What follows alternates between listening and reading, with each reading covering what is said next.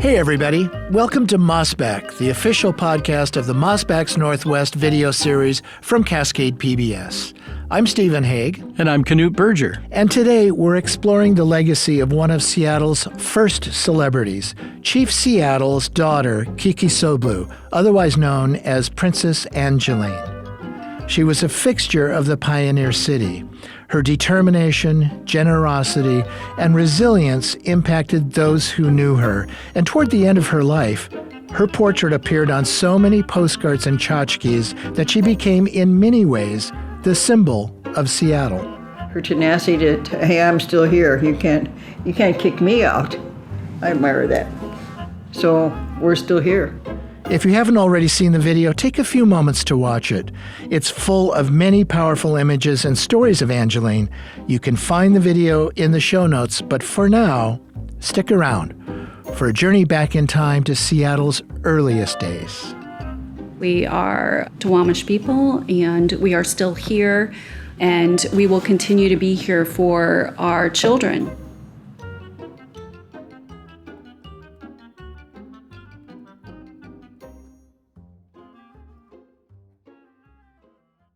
Knut, when did you first hear the story of Princess Angeline or Kikisoblu?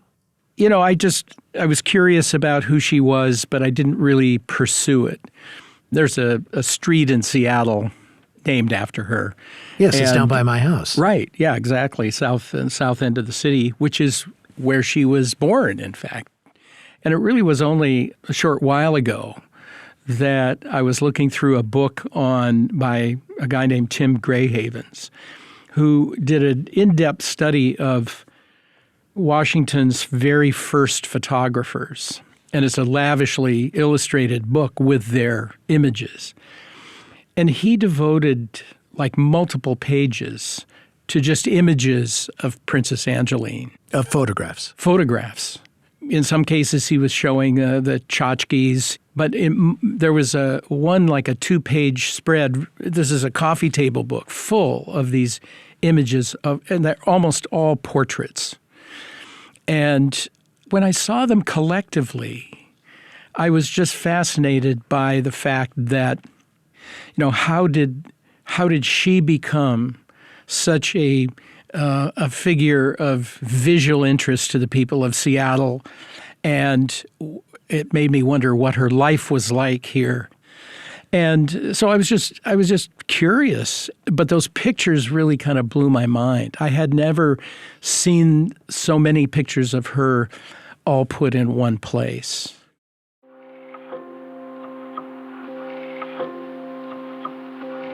A lot of the artwork that's in our longhouse, I've grown up around it. It's just been like our scenery, right? My whole life. I think we have always had like Chief Seattle's speech hung in our house, and knowing nothing else, I've always seen images of her around, right? So she was just part of my landscape. I'm Christina Pearson. I am the Executive Director for Duwamish Tribal Services. I'm a tribal member and previous board member and previous council member. I'm Cecile Hansen. I am the chairperson of the Duwamish tribe. We're a descendant of her. We are. So we are Cecile and I. Cecile is my grandmother. And we are direct descendants of Wood Shalitza, who would have been Chief Seattle's mother. When was Kikisoblu born? So it's believed that she was born in the early 19th century. So nobody can really pin down the exact, something, but or yeah, sometime in the aughts or the early 1820s. She was born on a island off of Rainier Beach. Right, Pritchard Island. Yeah. So in terms of what Seattle is today, she was literally born in Seattle. And of course, I mean, she had familial connections throughout the region, and like her father, she converted to Catholicism.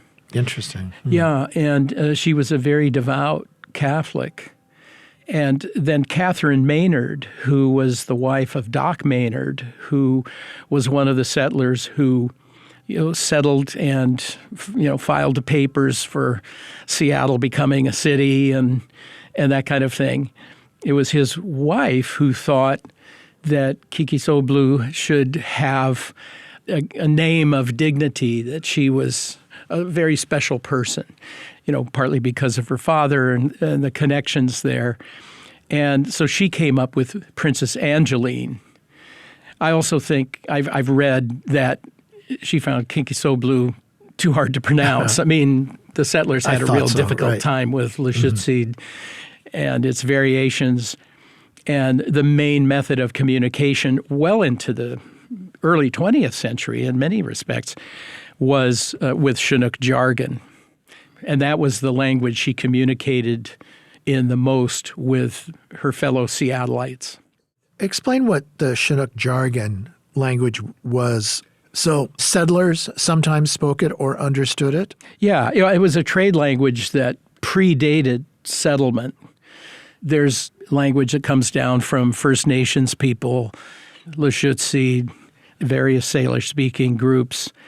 It has French, it has English. Early settlers basically had to learn it. I mean, if you think about the Denny party arriving in Seattle on that cold winter day in 1851, they were kept alive that winter by the indigenous people who lived here. And that was all part of survival, was learning to speak, at least in rudimentary ways. But I think people who spoke Chinook could speak pretty fluently in it and really make themselves known, heard. Do we have any idea what she thought of the name, Princess Angeline?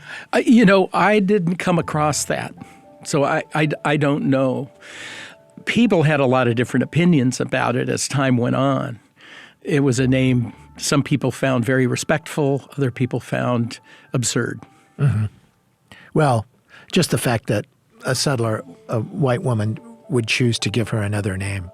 Yeah, and I would hope there was some level of consent to that. But, I don't know. I use them interchangeably. I think not everyone knows the name Kikisoblu. I also don't know if our pronunciation of that is right. But we do, when we named our canoe, we did use the Kikisoblu. So I think that's the one we would give priority to. But also you don't want to, sometimes you don't have the time to bring people up to speed, right? What was her early life like, her young adulthood? So at one point, she was married to a member of a different tribe. And, of course, this was typical, and the alliances that were made through people marrying into different groups. Apparently, she didn't like her husband, and she sort of did something that was, I guess at the time, considered not done. She just left him. And she ended up coming back to Seattle to live. And I think that upset some of her relatives. She said that he was abusive, and she wasn't going to put up with that. I mean, through modern perspective, it's easy to see why she left. Do we know how she was regarded by pioneers in her early adulthood? Yeah, she had a reputation for being very beautiful. She did housework for a number of the early pioneer families and forged, some pretty significant bonds with the Yeslers and the Maynards, obviously, and others. But I think she was seen as spirited and vivacious, and there were very positive feelings about her in general. Of course, that wasn't true of indigenous people in general. Mm-hmm. Early Seattle, passed an ordinance banning indigenous people from living in the city limits.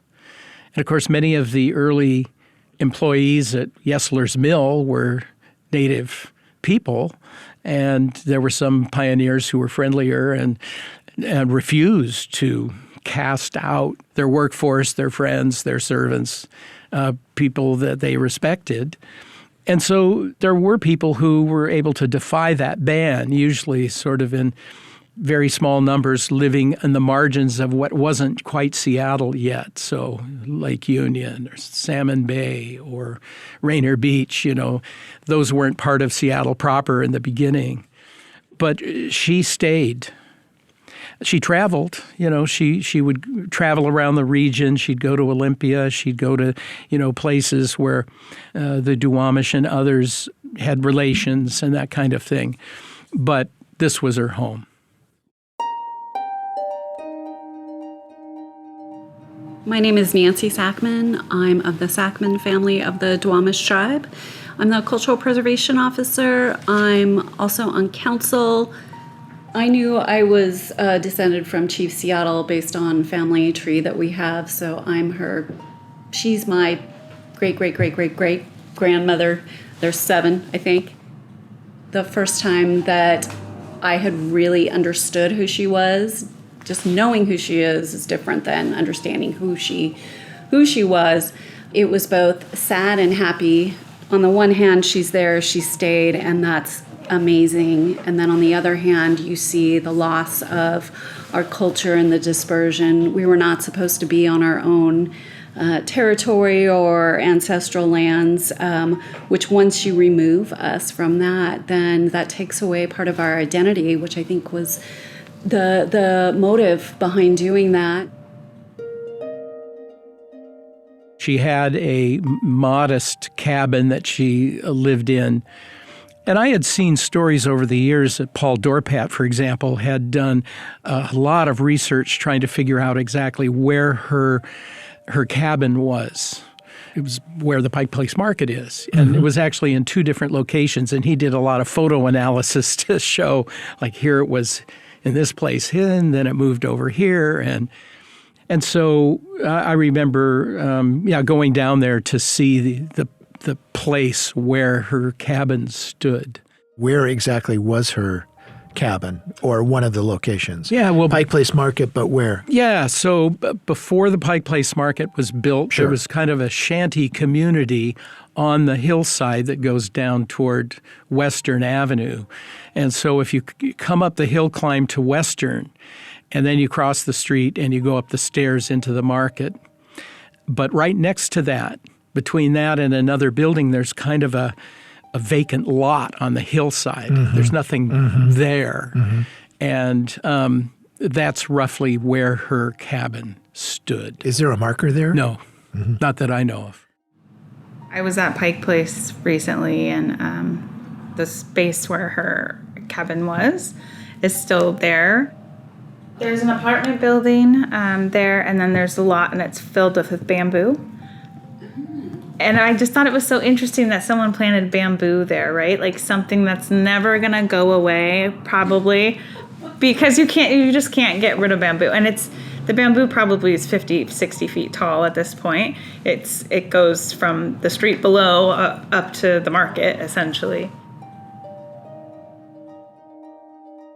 How do we know these facts about her early life? Did she write things down, or do we know them from the writings of pioneers? Yeah, we know them from the writings of people who observed her, who talked to her. I mean, there were people who knew her very well and knew her story. And, I think the city changed a lot while she was here.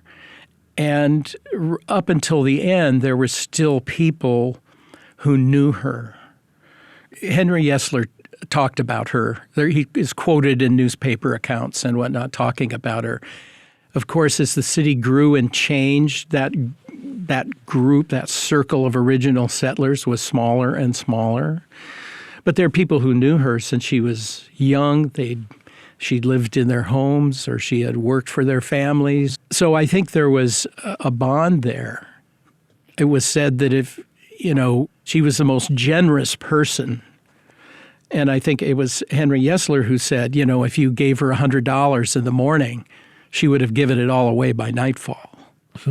If somebody tried to give her something, she would resist that if she felt it was charity. But if it was part of some sort of exchange or almost familial kind of relationship, that was okay. So she was, religiously devout. She went to Mass. There was a Catholic church opened in 1869, the Church of Our Lady of the Good Help. And that was located at 3rd and Prefontaine. And Father Francis Xavier Prefontaine was the first Catholic priest here. And I think there were only like 6 Catholics in town when it first opened up. But that was her parish, that was her church. She was also seen later by nuns and others who commented that they often saw her sitting in the street and working her rosary. A rosary, by the way, that went to the people at St. James who have given it to the Duwamish. So that rosary exists as an artifact of her religious faith. Well, there was an ordinance that prohibited Native people from living in the city of Seattle, so there must have been some animosity. She wasn't treated like royalty by everybody, was she? No, I mean, she was housed, but barely. She had a modest cabin that she lived in, but she was a figure that was seen by most people on the streets, sitting on the streets. She might have been making baskets. She walked around the city, often barefoot. And, she was a character. And I think the generation following the original settlers largely saw her that way. They knew of her connection to Chief Seattle, and that was interesting to people. And one thing we do know about her from that later period is that she spoke her mind. She wasn't just a quiet presence. If she was taunted, as she was, by boys on the street who would throw pebbles at her or make fun of her or chase her,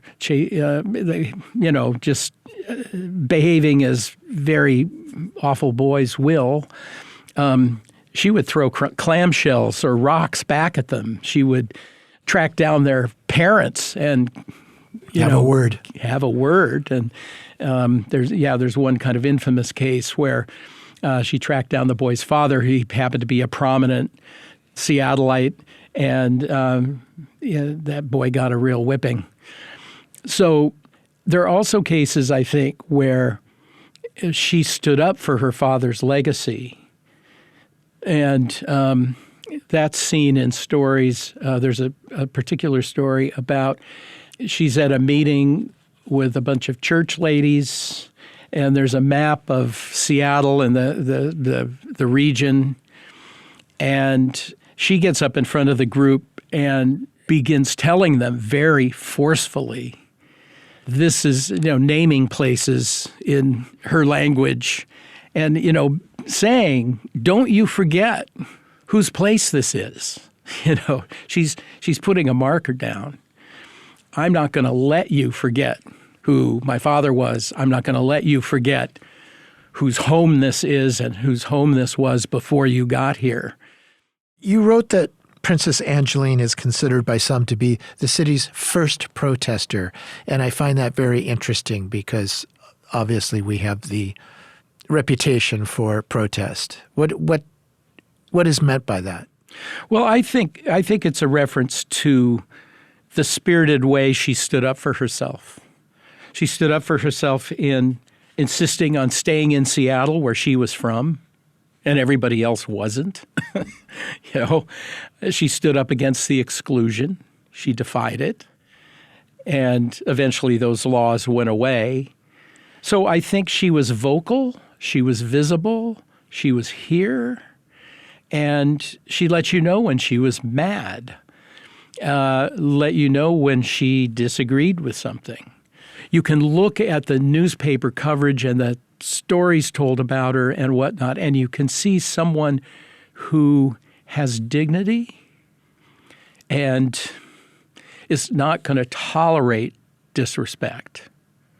So I think that's what that term suggests. She certainly wasn't the first indigenous person to protest white people, and settlers and, that. But I think in terms of standing her ground here against the odds, she really stands out that way to me anyway. And obviously, I think to others.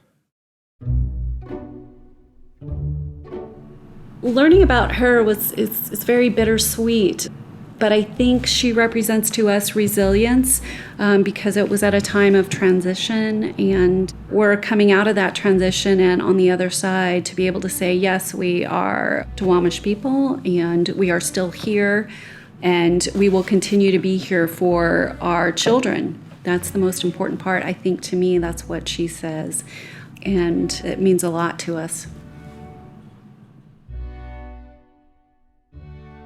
You mentioned she did laundry for people and that she wove baskets. Was she able to eke out any kind of a living, and was that able to tide her for her life? Yeah, I mean, she didn't require a lot for a subsistence living, but it got harder as time went on, both the physical wear and tear.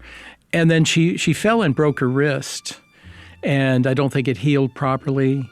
So her basket making activity was ended. And she really, in her latter years, was not able to do housework and that kind of thing. That was more when she was younger and more vigorous and the community was smaller. I think as she became more limited, there were people that came forward to assist. But nothing that fundamentally changed her situation.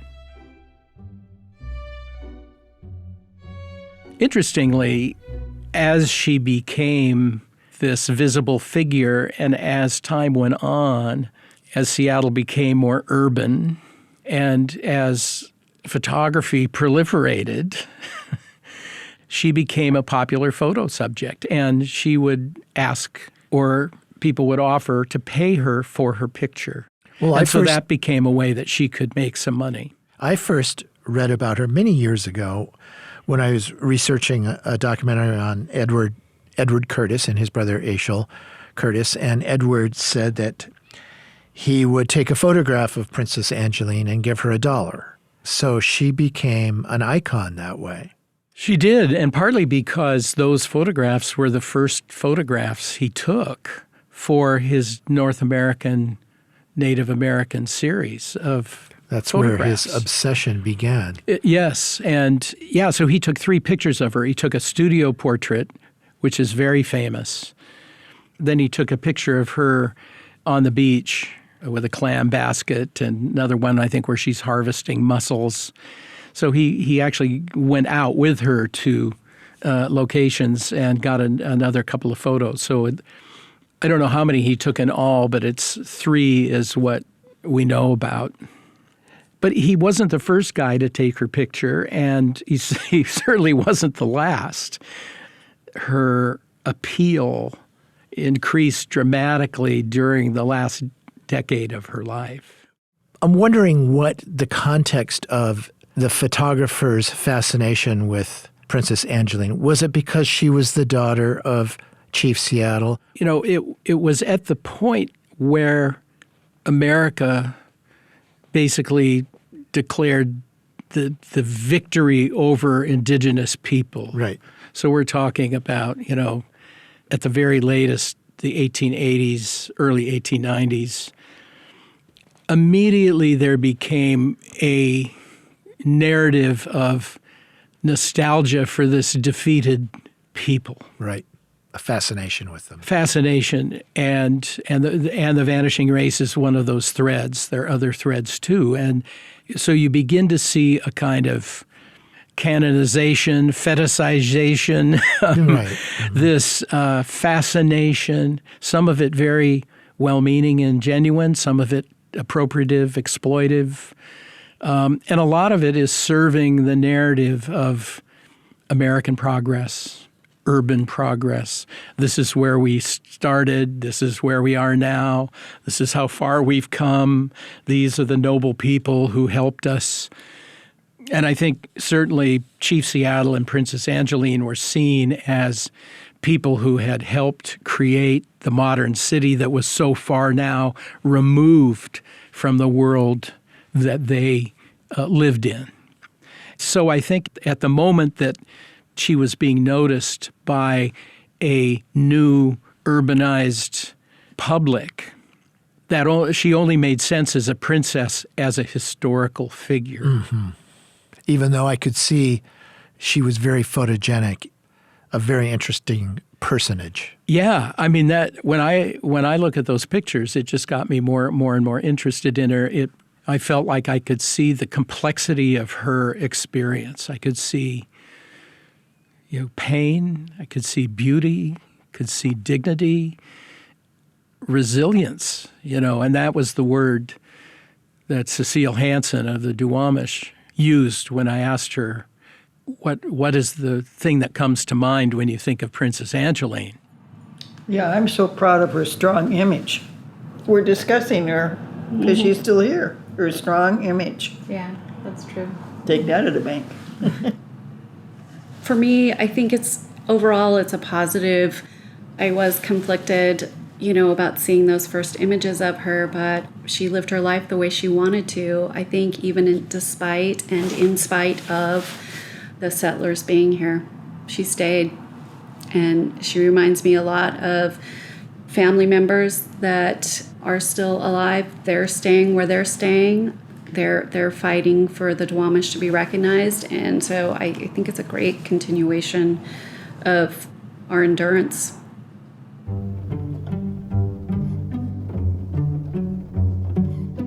Where did these images go then? Where did they travel? Well, in terms of popularity. So they just kind of exploded.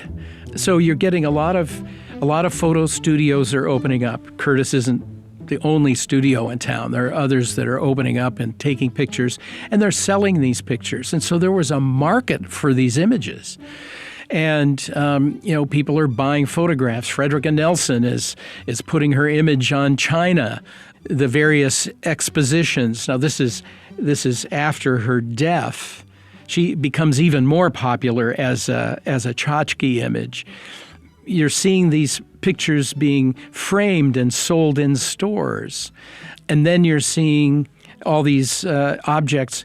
And then, of course, as you get to the few years after she died, postcards become a thing. And so she's on hundreds of postcards. If you want a postcard from the city of Seattle, it's Princess Angeline, and in a hand-colored portrait. And other cities started to kind of semi-adopt her as theirs. Like at the 1904, 1906 Lewis and Clark exposition in Portland, I found postcards with Princess Angeline's picture on them, and below it's, Portland's Angeline, I read an article where Tacoma, in one of the Tacoma newspapers, saying, Angeline's tired of Seattle. We ought to get her to move here. Yeah, we'd be much nicer to her down here. Oh, and this is right in the heart of the whole Seattle-Tacoma rivalry over the railroads, and which is going to be the biggest city on the Sound. So she's like, they're fighting. That's while she's alive. They're sort of somebody trying to create a debate around which city will treat her better. So she passes away She dies in 1896. So the AYP is 15 years later, right, or so. 1909. Is she represented there? She's big time. Big time. Big time, yeah. So there are these blue china plates, souvenir plates from the exposition. Her picture is included on the rim of the plates. One of the most impressive things, and this was something that blew my mind, some readers of my newsletter, the Mossback Den newsletter, sent me a photograph of a stained glass window in their possession that came from AYP. No kidding. Of Princess Angeline. No kidding. It's a beautiful stained glass window of her. It now is at the Longhouse, or the headquarters there of the Duwamish over in West Seattle. And it wasn't the only stained glass window of Princess Angeline made at that time. I came across a newspaper clipping of a bar down in Pioneer Square that was installing a stained glass window of Princess Angeline.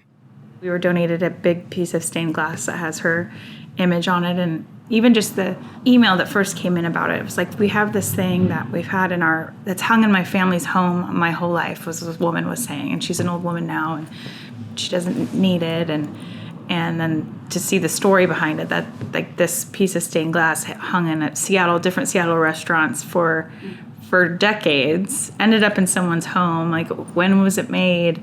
Why was it made? It's very interesting. It makes me question, why was it so sensational? I think that one of the messages of AYP, if you think about it, so Seattle grows just enormously from 1880 to 1910. What sparks that growth is the gold rush, right? The Klondike gold rush. So right after the year she died was the year that gold was discovered on Bonanza Creek. It's a period that creates enormous wealth, enormous additional growth, and AYP is a celebration of that. Well, what is it celebrating? Alaska, Yukon, Pacific Exposition. It is declaring our entitlement to everything between Washington, including Washington, British Columbia, the Yukon, Alaska. It's our domain. Mm-hmm. And so I think it's a period where that image of Angeline then becomes just all the more potent in giving us this connection to, rightly or wrongly, to indigenous culture, into appropriating indigenous culture. We talked about this in a previous episode with the potlatch celebrations, right, which are the opposite of the original Northwest native potlatches, but they take all the accoutrements. So it's like we've conquered this area, and now we can put the trappings of it on and claim it as ours. I know you attended the 2025 Princess Angeline Tea, which is an annual event put on by the Duwamish tribe to commemorate Kikisoblu. Set the scene. What was it like? Yeah, well, it's at the center there, which is a beautiful place over in West Seattle, and there's a kind of public event space. There's museum exhibits, so you can see Princess Angeline's rosary. You can see the stained glass window, but there are other things related to the history of the Duwamish in particular. And they have this tea, and it's a charitable fundraiser. You can hear indigenous speakers talking about, whether it's missing indigenous women or other tribal rights issues that are going on. Princess Angeline is sort of, I think that message of resilience comes through. That's something that the Duwamish in particular are still dealing with because they are not a recognized tribe at the current moment. And that's the only reason I hang in here is because I want this tribe to be federally acknowledged by the federal government, because we're not. But you know what? Our people might have been, pushed out and everything, but our people didn't go too far. We were still in the brush and the trees and everything else. We didn't leave. So it's an ongoing struggle, and I think if you're going to pick a figure that represents that struggle, Angeline fits the bill. Where is she buried? She's buried in Lakeview Cemetery, which is up on Capitol Hill. Up on Capitol Hill, it's it's where most of the most famous settlers are buried: Yeslers, Maynards, others. So she was buried in, what for white Seattle in particular was the primo place. And here's an article from the Portland Oregonian from June 6, 1896. So she's died a couple days before this. The headline, "For the Happy Hunting Ground. Princess Angeline set out in an Indian canoe." Seattle, June 5th. The funeral of Princess Angeline, daughter of Chief Seattle, who died a few days ago at the advanced age of 80 years, took place this morning, and the pallbearers were 6 of the most prominent pioneers of the Sound. Not in the history of the state has a native, dead or alive, been treated with the dignified, solemn consideration accorded the departed Indian princess. I think this article, despite some of the language, I think this article was really trying to indicate they didn't want to ignore the importance of her and her father and the fact that everything you see in Seattle of today, meaning, well, you can see it today, but you can also see this in the 1890s, was this was a fundamental part of our collective narrative, and that those bonds with the early settlers lasted. There were fewer of them alive when she died, obviously, but many of them were still there and remembering how important this relationship with the indigenous people of this area was. We went up to see the gravesite together. We said, let's go check on it and make sure it's okay. Who's taking care of it? We don't know. Let's go make sure it's taken care of. And we went, and it's fine. The cemetery that it's at is very well maintained. But it's obvious that people go and leave trinkets and gifts and shells. So it was nice to see that other people were thinking about her too.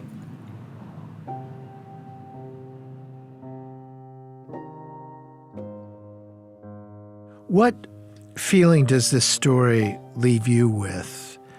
What role do you think Princess Angeline plays in the history of Seattle, in the story of Seattle? Well, a couple of things. One is that spending a lot of time going through newspaper accounts in particular, where you're getting letters to the editor, you're getting poems, you're getting interviews, articles, man-on-the-street impressions. There's this dissonance between the kind of, as I put it, almost canonization of Princess Angeline in her time with this contempt for this old woman who many see as just a street person. You're not worthy of dignity or attention. She never claimed to be a princess, but people take her to task for that sometimes, like, well, she's not really a princess. Then you have other people writing letters just saying, no, I'm English, and I, regard princesses very highly, and I revere Princess Angeline more than any princess I know about, So there's this kind of interesting debate just about her, this legitimacy in an arena that she never really asked to be involved in. So, the racism and the beauty, the tragedy and the resilience, these things are all simultaneous there. And yeah, it's a good way to look at and sort of say, well, when you look at all the different reactions people had to her, what does that make you think about the city? What does it make you think about white people? What does it make you think about Native people? What does it tell you about the larger experience that she was part of and the complexity of that? These things are all still controversial now. We're still talking about street people, homeless people. We're still talking about racism and who has the right to what. People are still fighting for tribal recognition. Others are fighting for sovereignty. They said, just leave, but we were still here. I would just say for me, those photographs are a window into a complicated human experience. Someone might be living a life on the street, but you don't know their backstory. Mm-hmm. You don't know what they've been through. You don't know what's in their heart. And I think that's a gift that she gives us now.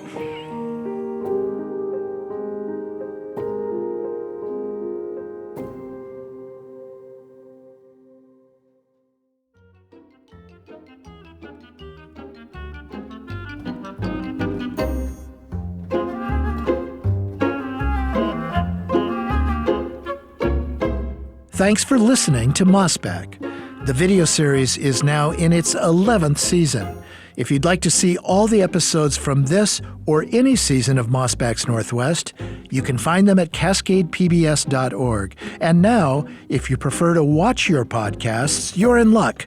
Head to YouTube to see a brand new video version of the Mossback podcast. This episode of Mossback was produced by Sarah Bernard. Studio recording and setup by Resti Bacall, Victoria Ralph, Roger Basquette, Lucy Barrera, Yamina Stiet, and Matt Brott. Our story editor and executive producer is Sarah Menzies. You can subscribe to the Mossback podcast wherever you listen. And whatever platform you're listening on, please review us. We'd love to know what you think of the show. And check out the show notes if you want to get in touch. Also, if you'd like to support the work we do, join the members who make Mossback's Northwest possible. Your donation will help fund the Cascade PBS lineup of podcasts, the video docuseries we stream every week, local news, and more.